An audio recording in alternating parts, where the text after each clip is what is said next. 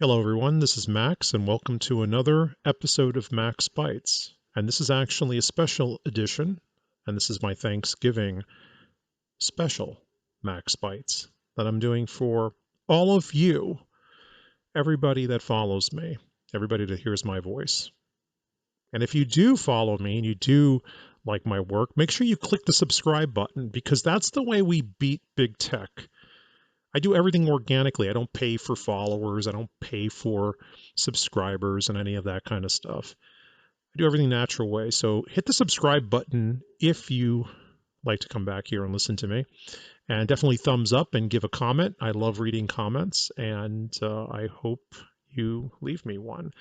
Anyways, everybody, I want to say, first of all, I want you to have a wonderful Thanksgiving, a happy Thanksgiving to everybody. And I'm going to be doing a different Max Bytes today. What I'm going to do actually is going to be in three parts. I'm going to give you the background on Thanksgiving. This is really for families and children. So you want to definitely get your kids and have them listen in because not many people understand what Thanksgiving's about. They don't understand the history. So I'm going to go through that. I'll try to keep it as brief as I can. Then I'm going to give you guys an update on the elections and on Arizona. I had some requests for that just before I started recording this. So I'm going to do that for some of my subscribers.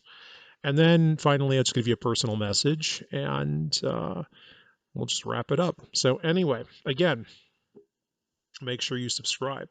But let's talk about Thanksgiving. So what is Thanksgiving? A lot of people really, you don't even know what this is about. To them, it's just, oh, well, it's about, eating turkey and, having the day off or having a long weekend if you're a student. But let me tell you a little bit about the United States. First of all, the United States is a republic, not a democracy. And it's not a democratic republic. That's an oxymoron.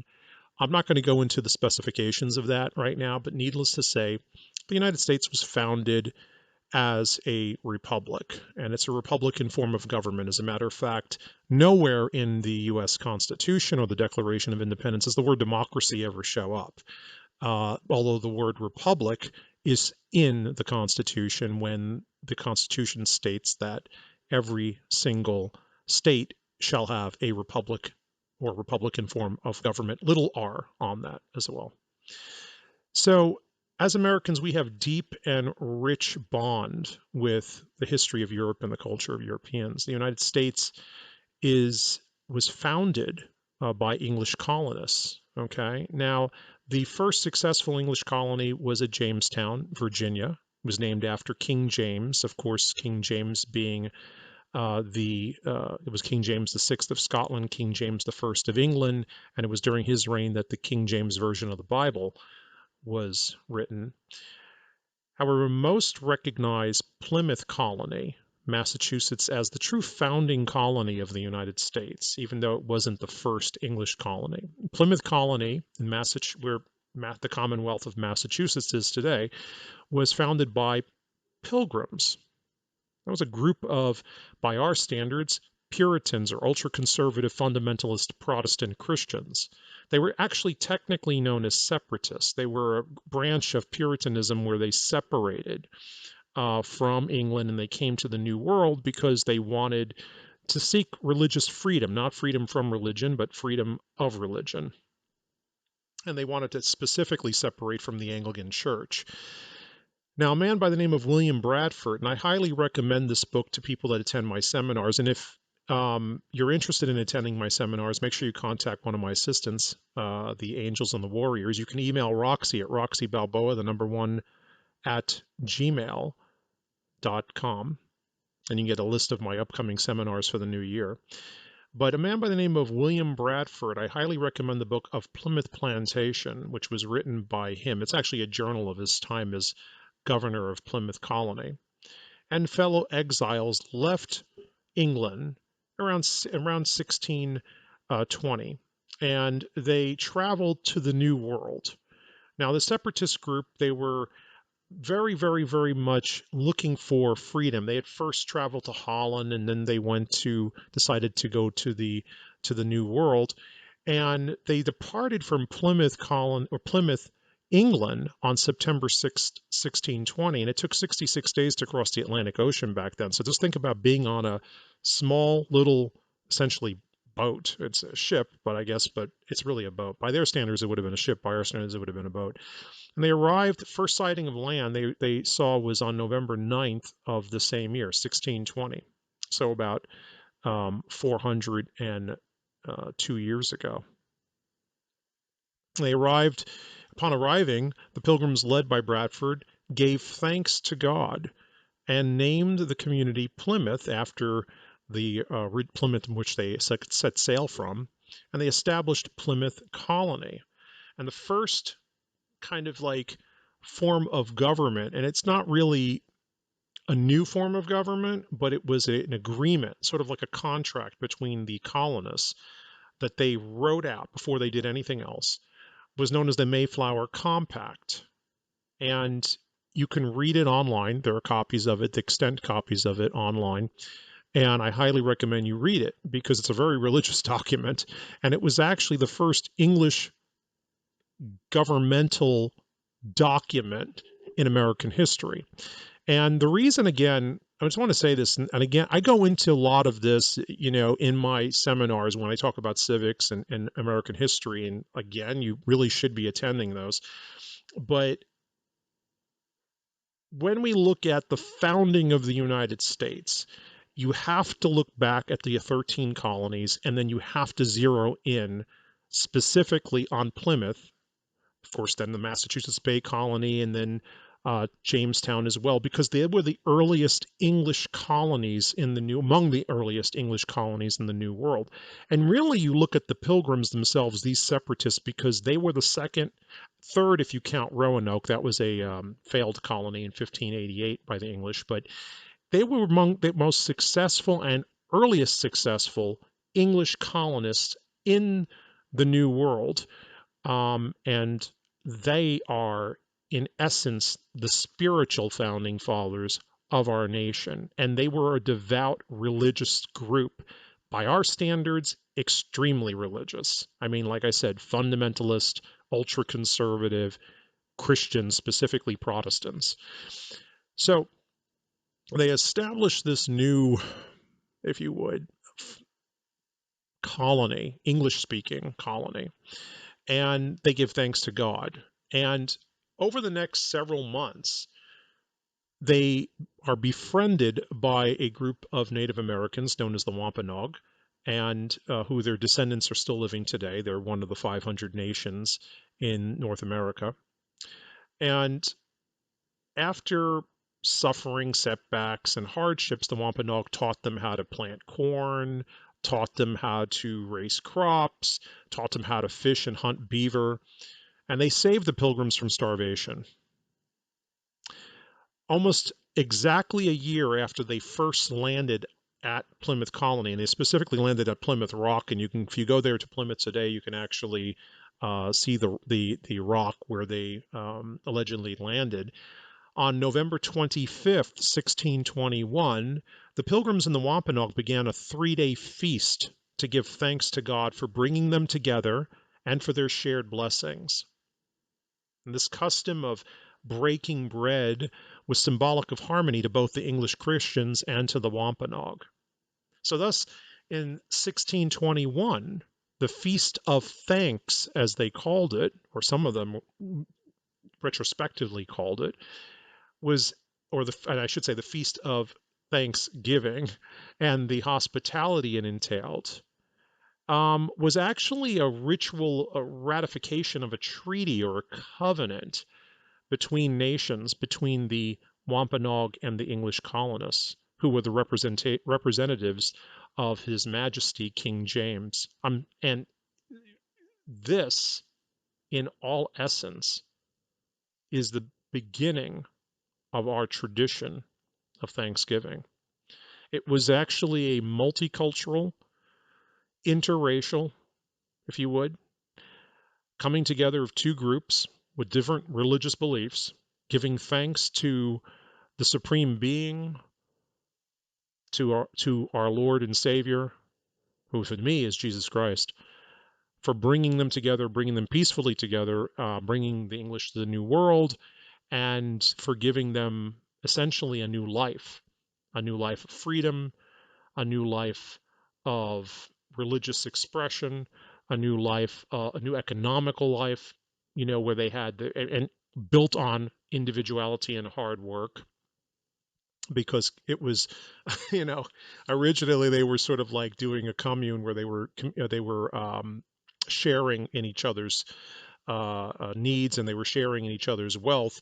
Eventually, within a few weeks of arriving, actually within a few months, the Pilgrims under Bradford abandoned that idea, and they started developing and said, okay, they started sectioning off land, and private property ownership was established, and therefore capitalism had arrived on in the New World. But this was the beginning of our nation specifically. And I wanted to share that with all of you because I did have some requests for it, because we are celebrating Thanksgiving, which is a ritual and a tradition that was first celebrated among the Wampanoag Native Americans and the English Puritans, or the Separatists. We know them as the Pilgrims. 401 years ago. And I want you to think about that. Anyway, hope you enjoyed that. And if you do enjoy that, or if you did enjoy that, as a little touch, I spend hours, days in seminars with attendees. And if you'd like to sign up for my next seminar, it's actually going to be, I might as well announce it right now, Civics Maximus, Socialism versus Capitalism. And it's going to be January 20th to the 21st. It's a 2-year anniversary of my first seminar. You can reserve seats for it right now, and I already have a bunch of people that did. So you can actually reserve seats by contacting my assistants, the Warriors of the Angels. You can also email Roxy, again, Roxy Balboa, the number 1 at gmail.com. You can also direct message her on Twitter or Telegram or Truth. So I don't know if you can do direct messaging on Truth Social. Can you do that yet? I don't even know. Anyway, I have all the contact information in the description below. And I highly recommend you attend Socialism versus Capitalism. By the way, it's just going to be perfect topic. It'll be talking about the evils of socialism and the blessings of capitalism, and how we can defend as a culture against that, because we are fighting a war essentially against socialists, and it's getting interesting. Let's put it like that.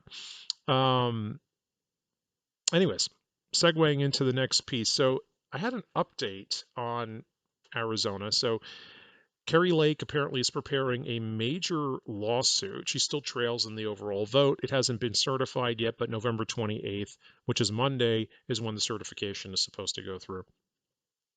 Now, as everybody certifies at that point. Now, according to what I've heard, her lawyers have warned Hobbs and Ducey not to sign off on the certifications, or there'll be lawsuits or additional lawsuits against them, I guess. But anyway, her team is preparing a major lawsuit, which is going to drop. Now, they've already done other suits that have been filed, but there's a big one coming. It's going to include a smoking gun, according to Kari Lake, and also numerous eyewitnesses and data and all this other kind of stuff. So we have to wait and see. I'm assuming it's going to drop either immediately before or immediately after the 28th. I also believe that the results are going to be certified. I just don't see, unless a court intervenes and stops the certification process, I don't see that happening. The important thing here, though, besides exposing any potential wrongdoing that took place, is Hamada. We want Abe to get elected. So this is his runoff, I think, is scheduled for early December. Not runoff, I'm sorry. Recount is scheduled for early December. So those results aren't going to be finalized for a while yet. And we should be all doing everything we can to make sure that he becomes the next attorney general, because he has promised to absolutely go after the people that, if there has been any wrongdoing, exposing it and bringing those people that have potentially committed any wrongdoing to justice. So let's just hold in and let's just see what happens with that. Plus, also, it looks like very good in the next last few races that are outstanding for the Republicans in the House, because of course they did take the House. It looks like they're leading in all those races, mostly out of California, and of course the one outstanding race in Colorado. And if they take all four, Republicans should make it up to 222 House seats. So essentially, they just flipped with the Democrats. That's what ended up happening. It's going to be very interesting next year, and we are going to be intensively looking at what the GOP does in the House, because they're going to be serious investigations under Jim Jordan. I still don't know who the speaker is going to be. Someone asked me earlier today, Max, who do you think the speaker should be? Should it be, is it Biggs in Arizona, or should it be McCarthy? And I said Newt Gingrich forever. That's my answer. I'm sorry. It's like, bring Newt back. Yeah, I'll sign up for that one. I just can't get excited about anybody, but we'll see what happens. I think we have, though, some really good members of Congress, so it's going to be very interesting. And I think Jim Jordan's going to be excellent as the chairman of the Judiciary Committee. You can't ask for better there. So we're going to see some results and some things happen, and we're going to be following it closely. Also, we'll be looking ahead at changes that we need to make to voting laws. We're going to look at changes that the GOP have to make to get out the vote, get out the early vote. And I'm going to be teaching classes on that next year. I'm also going to be discussing it a lot, specifically on Maximus Premium and things we have to do to basically win at the Democrats' game. So we have to play it by their rules, but we have to outfox them in their rules. And look at California Republicans as a great example, because those Republicans have really turned it around there, and the way they're on the offensive. And it's, hey, I'm all for it. So we'll be discussing a lot of this, a lot of the tactics that Democrats use is specific to certain states where laws are different. In each state, they're different. And this is something I'm going to be covering a lot next year. In addition to doing my seminars, in addition to covering the elections more broadly, in addition to following the Republicans' investigations into the Biden family, into the Biden administration, into the border, you name it. All of this stuff I'm going to be covering. Specifically, though, we'll be going in depth on Maximus Premium. And if you're not a member of Maximus Premium, you definitely want to sign up for Maximus Premium. So many people have done it. Hundreds of people have done it. Contact Roxy. She handles signups for that. Again, Roxy Balboa, the number one, at gmail.com. And you can sign up there. You can also sign up on my website, but definitely contact Roxy. She'll get you the information for that, because Maximus Premium is the way to go. And even if you just try it for a month, what do you have to lose? Just try it for a month. You don't have to do it every month. See if you like it. And I have had people sign up, and then they can't do it for 1 month, and they come back later, or something happens, and they hey, that's great. And then I have people that literally sign up.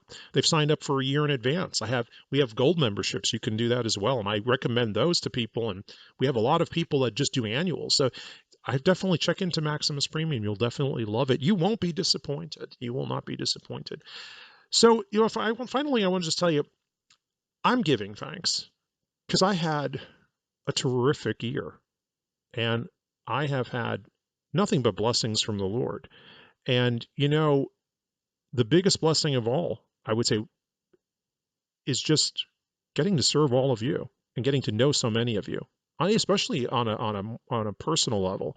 It has been an absolute pleasure. I know we're not at the end of the year yet. Typically people look back, they get to New Year's and they look back on the last year and what have you. But I'm just going to say thank you so much for allowing me to be a small part of your life, and for giving me such pleasure and joy as I have.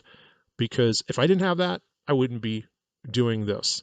And I'm so happy and proud that some of you find my words encouraging and basically enjoy my work.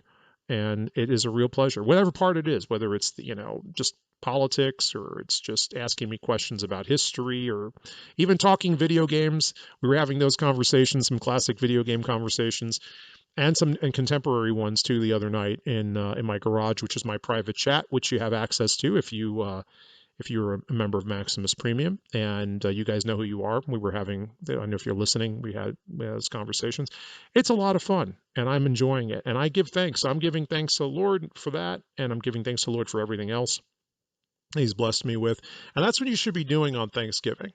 And I have a terrific team. We're like a family and just some wonderful people, and they're all great.